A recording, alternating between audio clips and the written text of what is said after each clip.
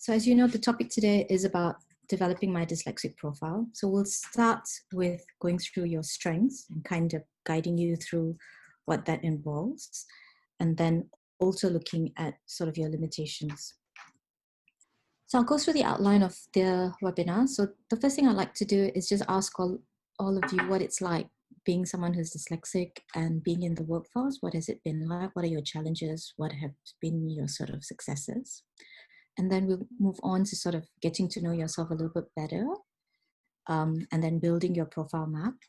And then once you've done that, what you then do with that information, and then obviously to close the loop, reviewing the whole profile map. So we'll get started with what is it like. Again, if you can please use the chat function and sort of post your comments there if you're obviously comfortable sharing what it's like, what it's been like in the workforce, what are the challenges you've kind of faced. We've got some responses from the earlier question as well, Yasoda. So Tim said how to impart profile results to employment. So just getting to understand their profile a bit better. Another one, getting better understanding of what being dyslexic means for me. What kind of support do I need and ask for at work? I think we definitely cover that. Yeah, we definitely cover that. And understand my dyslexic superpowers and the types of baffling issues I've therefore had to find a career business that is right for me. Cool. And yes, just some other responses here. It makes me more creative, but can also make me seem less able in certain situations. Okay, cool. So we will definitely talk about how to use that kind of information from your profile map to an advantage, okay? All right, so I'm going to just move on. So the first part is actually knowing yourself. So we're going to cover 5 things: personal characteristics, skills, learning styles, interests, and achievements I'm proud of. I'll go through that slowly, one by one. So just bear with me. And then part 2 is in my opinion, the slightly more difficult part of things, which looks at the other side of the coin, difficulties and limitations we face, something called Derailers, I'll explain that, and good stimuli versus bad stimuli. So at the end of this, what we want to try and get to is sort of a dashboard view of your profile, kind of like a one-pager where you can see everything, so you can basically own it. Yeah. And we'll start with personal characteristics. When you think of personal characteristics, when I think of personal characteristics, I think of lots and lots of words, description words, basically. So I'm giving you some suggested words in the handout, which I will walk you through and give you some examples. Again, just to highlight that this is kind of like a starting point. It's kind of to get you started. It's not sort of set in stone. These are not the only words that you can use to describe yourself. There are other things that you can do. You can do personality tests, for example, to get more in-depth awareness of things. But I'll just go through it and give you my personal example, so you kind of have some examples. So for example, I would call myself loyal. In fact, to a fault that sometimes I don't see people's faults.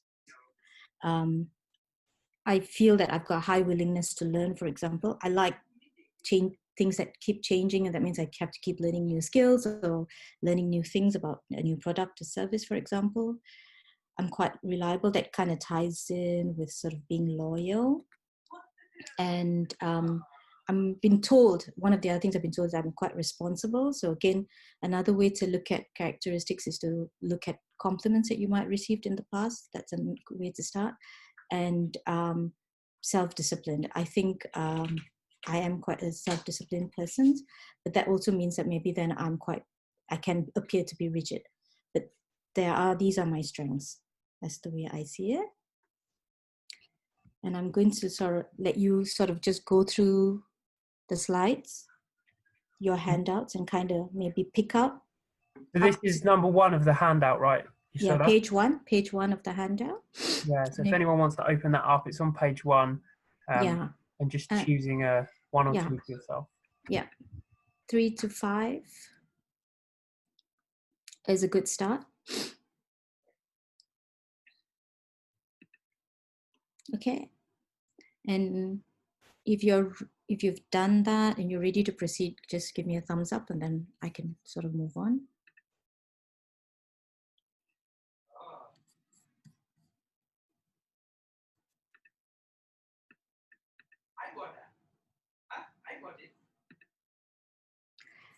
Okay, so I'm going to move on to skills.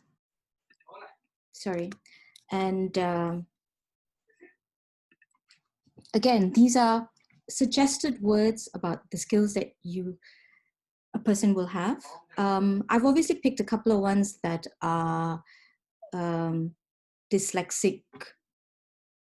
You know, for someone who's dyslexic, they're generally more sociable, creative. These are the more positive skills that someone who's dyslexic has. For example, I view myself as someone who's not sociable. For example, I don't like socializing, so I'm a more logical person, and I believe I have good spatial awareness and a good problem solver. So this is an example. Just again, pick up to 3 skills that you feel best describe you.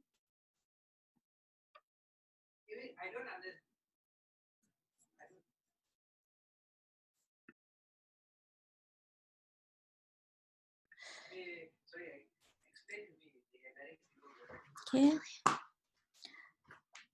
Okay, and thumbs up once you've done your selections or had a chance to look at it at least.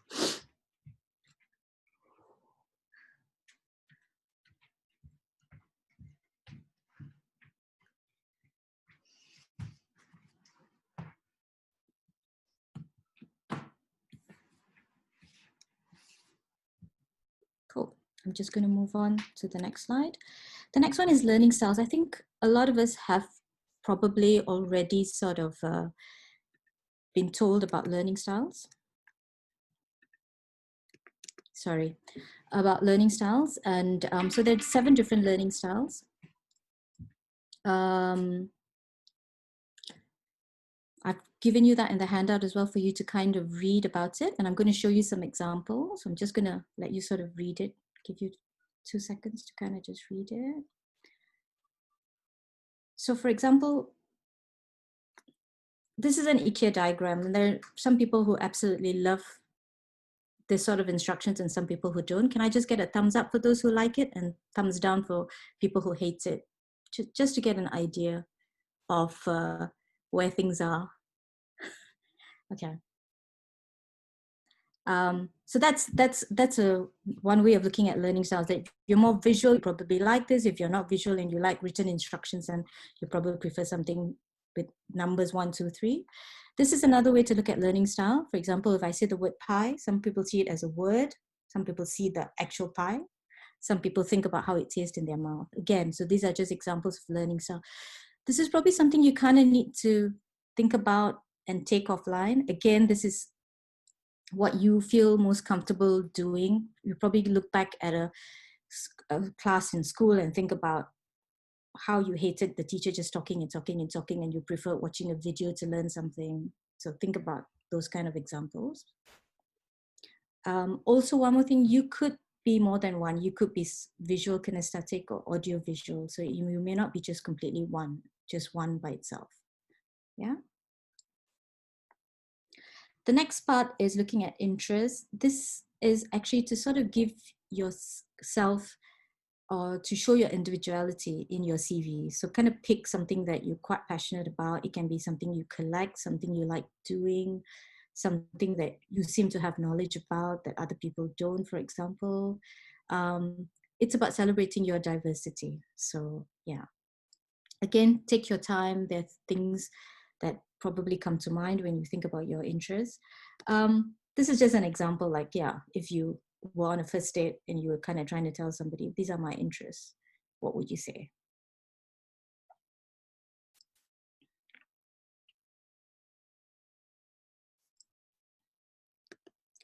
The next one we want to look at is just achievements that we are proud of, for example. It can be anything. It doesn't have to be big. Yusola, we've got a question here. Yeah. Glenn's asked, is it just from the list or anything? in terms of the interests, I assume?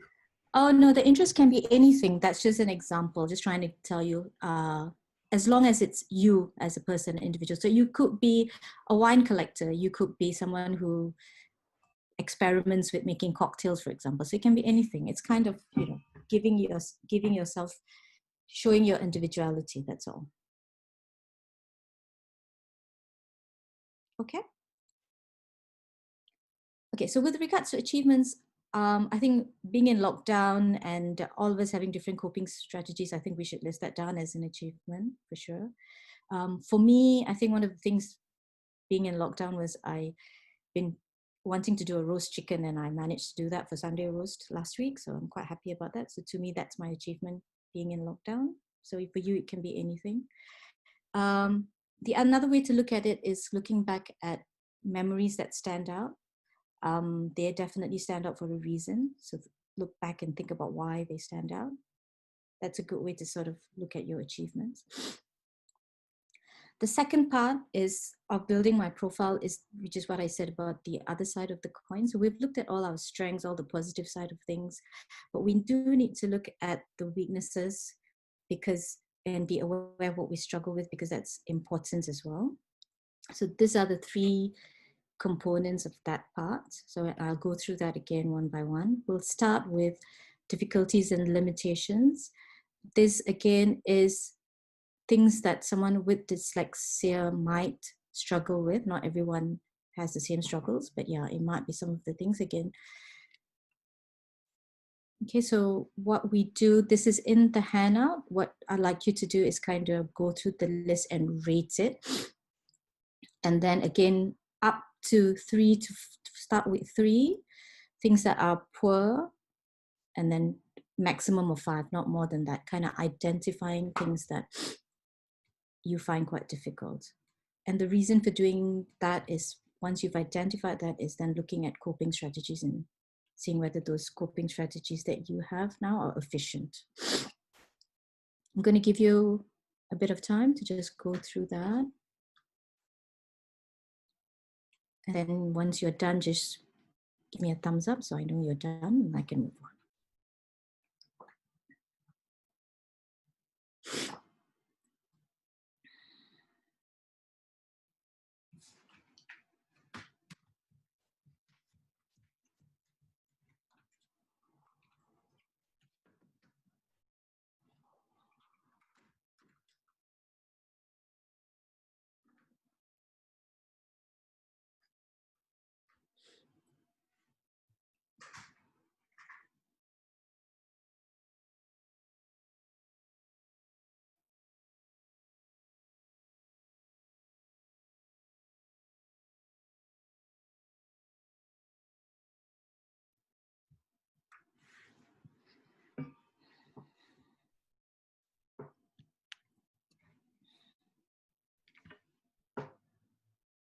Okay.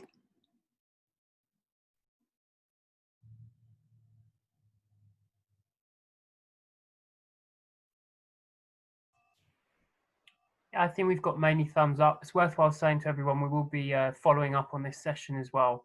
So anything you missed today, we're going to offer like 20-minute, half an hour one-to-ones with anyone that attended today, so we can go over things in more detail as well. I'm just going to move on, yeah? Okay. So for example, for me, being sociable is quite difficult, so I'll rate myself as poor. Derailers. Now, this one's a really wordy slide, but again, it's important for us to be aware of this. For example, weaknesses always coexist with our strengths. Sometimes what is our strength, if we are quite strong on it, it can also be a weakness. So we just need to be aware of it, so we make sure that we don't going to swing too much to this side, and we kind of balance both of it. So this is what is in your handout. Again, it's kind of rating it whether it's no risk at all, low risk, medium risk, high risk. And then after that, identifying what is medium and high risk. Again, this is only up to 3, not more than 3. So only pick the ones that are medium and high risk. All right. just to give you an example. So someone who's cautious, for example, will appear to have a lot of good control and is assumed to be a good risk manager, for example, but they can be very risk averse and they seem to obstruct innovation and new ideas. They could be very resistant to change. So this is an example of being aware of your derailers. Another one is excitable. Someone who's excitable is great to be with, who's enthusiastic, passionate, and all of those things. But on the flip side, they can be quite volatile. They can be unpredictable. They may appear to be indecisive. So this is what I'm trying to say. So there are two sides to it. So you just have to be very careful that you be aware of it and then kind of manage it so that you don't sort of become too difficult to work with, or this is what derails your career or your jobs. Okay, I'm just going to leave it there for a while so you can just read it slowly. And then we'll move on in a bit.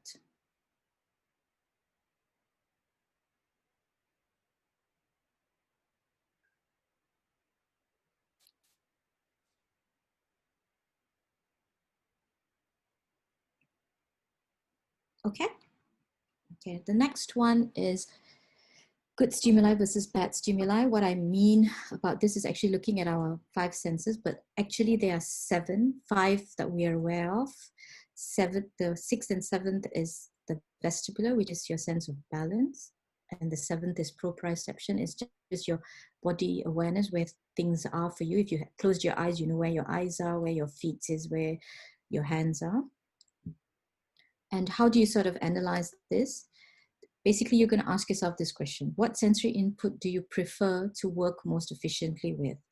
And then you kind of go through the list and put your responses on the right column. Another way to ask yourself is what you are needing to concentrate at your workspace, for example. So do you prefer noise cancelling headsets? Do you prefer soft music, for example, when it comes to hearing? Do you prefer natural lighting? Do you prefer a dim room? What is your preference? With regards to touch, do you like fidgeting and doodling? Is that what, you're in a conference call and you're trying to concentrate and someone's going on and on and on. What do you use to sort of concentrate? Are you someone who chews on a pencil? Do you like having a hot drink by your side, especially when things are really tense and you just need something to calm you down a little bit, for example? And then the 6th and 7th sense, I put it together because it kind of works together, vestibular and balance and your movement. Are you someone who rocks in your chair, taps fingers, or someone who needs to sort of get up and move, needs quite a few stretch breaks? Just think about when you work, what are the kind of things that you need, and what do you prefer to work efficiently? Okay. Again, this is something that you should just take back and sort of ponder about. It's not something you may not be able to do it right now. So think about it and come back to it. And then obviously once you have your profile map, what do you do with that information? Obviously put it in your CV, sell yourself with your personal characteristics, your skills, your achievements. And that's why your interest comes. You appear to be someone who's unique as an individual. And then obviously for the second part of the profile map, when we talked about limitations and derailers and good stimuli, bad stimuli, is to increase your awareness for yourself, and then using that information to then improve yourself or come up with strategies that work for you,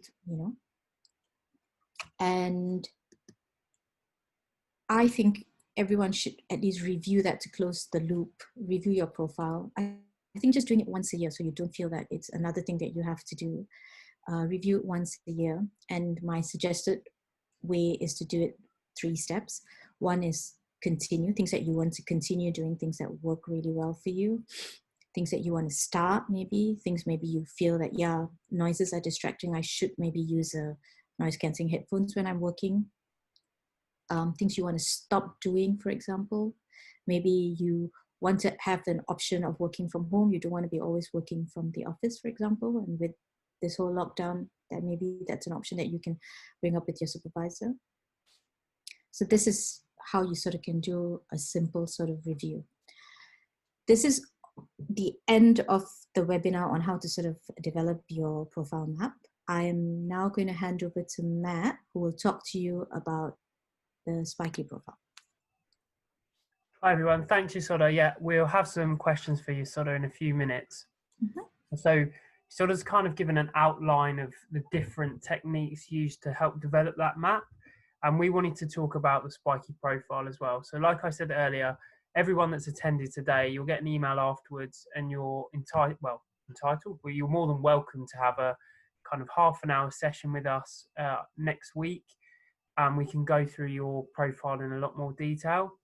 We've also created a tool as well to help identify the Spiky Profile and what the Spiky Profile is essentially. And today our focus was more on dyslexia. So when you're diagnosed with dyslexia, if any of you have had a diagnosis out there, you're asked a series, well, you do a series of tests and they test your maths, how creative you are, how you communicate. They test your reading, your writing, your spelling. And essentially, to be diagnosed dyslexic, you need to have a very spiky profile, like the one on the screen here. So this one, for example, someone was, the dotted line in the middle is someone who would be considered not neurodiverse, so neurotypical. So a non-dyslexic person is in the middle, whereas me as a dyslexic person, so for me, myself, I really struggle with my spelling, reading, and my writing, essentially. But where I excelled above the average was the way I communicated, the way I look at patterns and help solve problems, and the way I build relationships as well. So you have to have this kind of spiky shape across your profile. And that's something we'll be doing with everyone afterwards, if you're interested, of course, or just take the handouts from today and you can kind of develop it yourself. But yeah, we really want to help you identify those top spikes. So it helps you understand what you're really good at.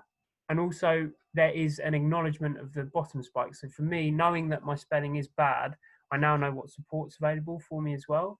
So we want to do that with all of you afterwards. So we'll send a follow-up email to that as well. But the Spiky Profile for me is such a good visual way of understanding it.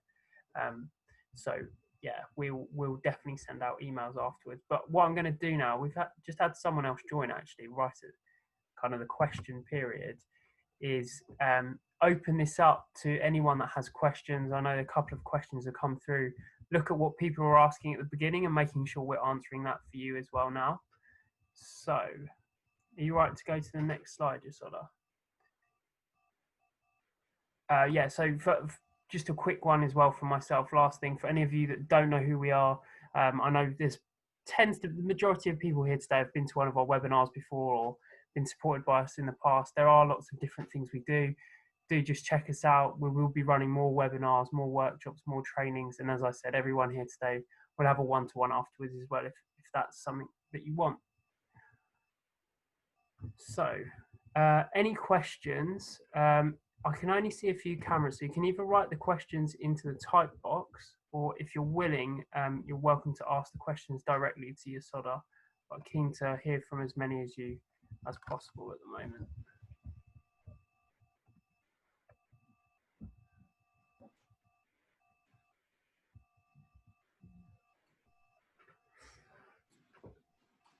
See people type away.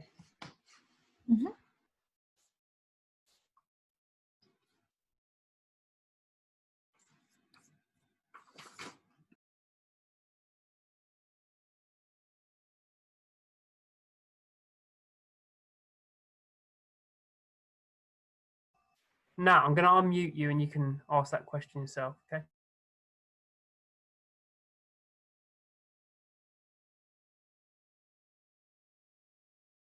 Okay, hi guys, Nat here. My question was, you know, as we're all dyslexic, writing might not be our favorite thing to do. So is there another way you could create a profile? I don't know, like by video or any other means?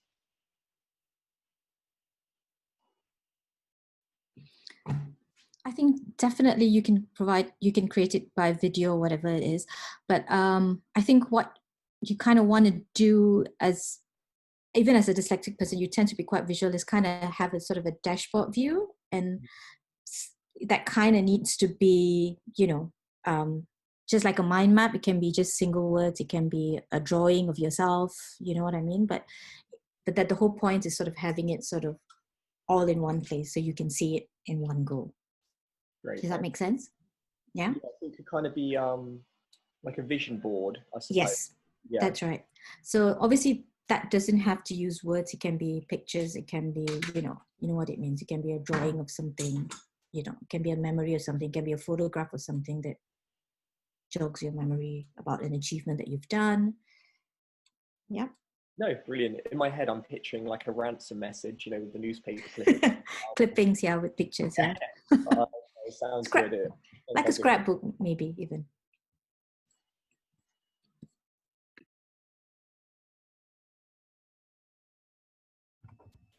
And Yasoda, could you just explain why you think it is the importance of knowing your profile and the importance of building it yourself?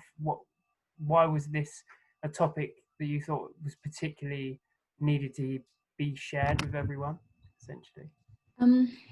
So I think having sort of a view of where things are, I think a lot of us are aware, and the information we have about ourselves is quite fragmented. For example, we kind of know that we're good at maybe problem solving, for example. We're not good at socializing, for example, but you kind of have that in separate pockets in your head, but you've not sort of put it all down and kind of looked at it and says, yeah, but this and this is linked.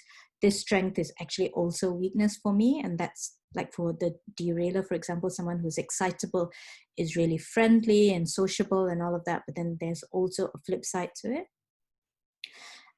So for me, this is an exercise actually more on self-awareness, because then you can then sort of think about how you want to mitigate those, or how you want to obviously sell your strengths better and kind of use your strengths to obviously overcome the weaknesses, for example.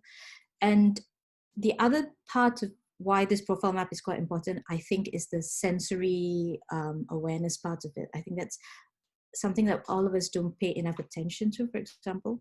So sometimes what happens is you spend a lot of time kind of trying to cope with your environment, and therefore the amount of energy or head space that you have, for example, to concentrate and do stuff is actually split between your coping versus your concentration. Versus if you can reduce how much resources you use to cope with the environment, then obviously your concentration improves, and obviously efficiency. So that's kind of why it's important for you to kind of balance it out and to be aware of it, really.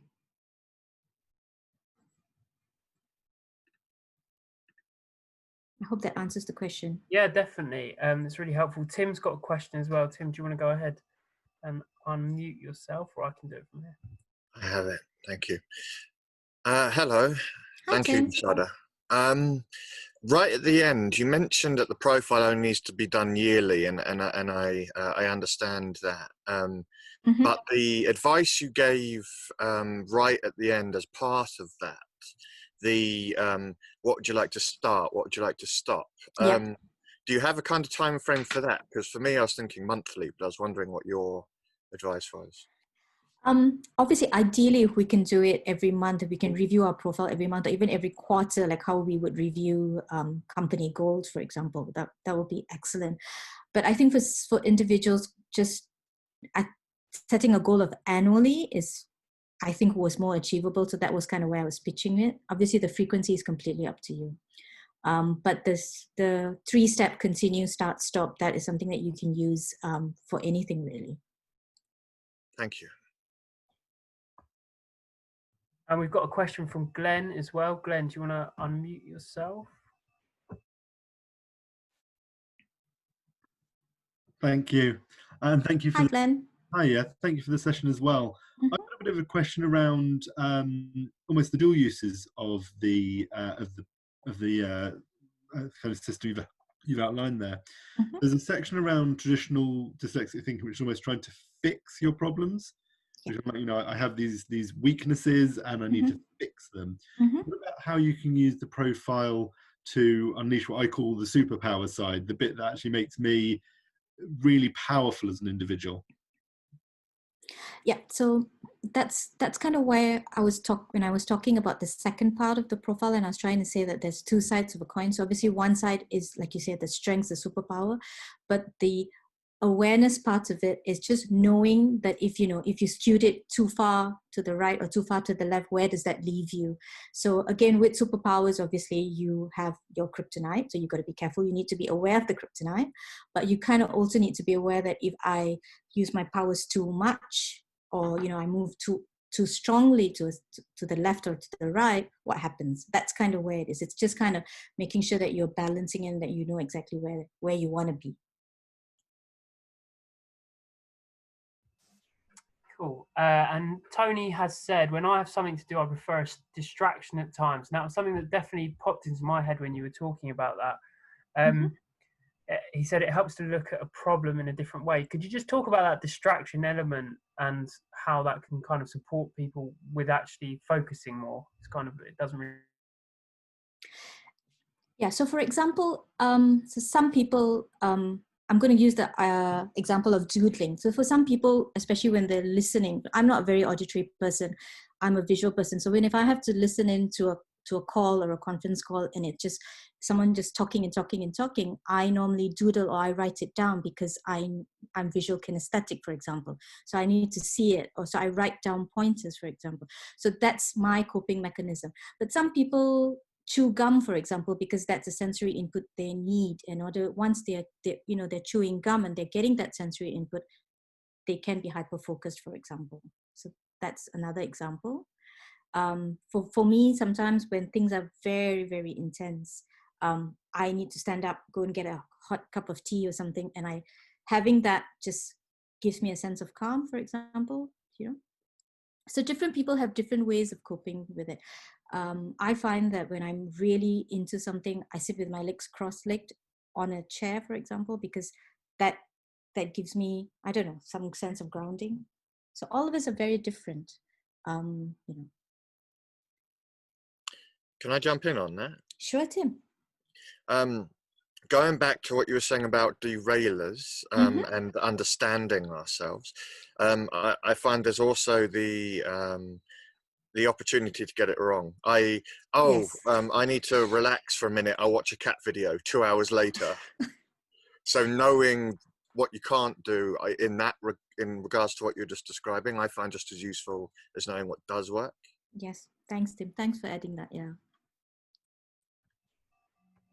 Cool. Okay. Well, we've got a couple minutes left, so just going back to the questions that we got at the beginning. So obviously today's very much an intro to the profiles, and we will do follow-ups with everyone that's here today. So how to impart my profile results to employment. So that's around disclosure. I'm guessing that was Tim that sent that. So we'll definitely be covering that in follow-up sessions, but that's different for everyone. So we felt trying to explain that to everyone with individuals with all different employers can be quite a tricky explanation. So we'll follow up with that as well. Getting a better understanding of being dyslexic means for me, what kind of support do I need and ask for at work? Eva, that was from Eva. Eva, definitely contact you after and we can arrange a kind of one-to-one there to support you with that. And Glenn obviously talked about the dyslexic superpowers, and that's something we really want to focus on moving forwards as well. So yeah, Yashoda, is there anything else you wanted to finish on today? If anyone has any more questions, please do just butt in. We're quite a small group today, so feel free to unmute yourself. But anything else, Yashoda, you wanted to speak about? No, I just wanted to say that this is just an introduction about a profile map. Again, this is just really a starting point. There is a lot more that you can do, that if you're definitely quite keen to sort of delve deeper, there are different things that you can do, and definitely contact us for the one-to-one support if you want to look further. Oh, and just to add to that, the one-to-one support's free, by the way. I don't want this to seem like some kind of sales pitch. One-to-one support's completely free. So yeah, it's just anyone that's here today are welcome to come. Cool. Well, thank you everyone, and thanks so much, Yashoda, for hosting. I found it really interesting, and yeah, we'll definitely be following up. And if anyone does have any questions later, let us know. We'll send out a recording as well and an email with the slides in, and also the opportunity to book a one-to-one. there's some more details on the screen there as well. Thank you very much, everyone. Amazing. Thank you, guys. Thank you. Thank you. Bye.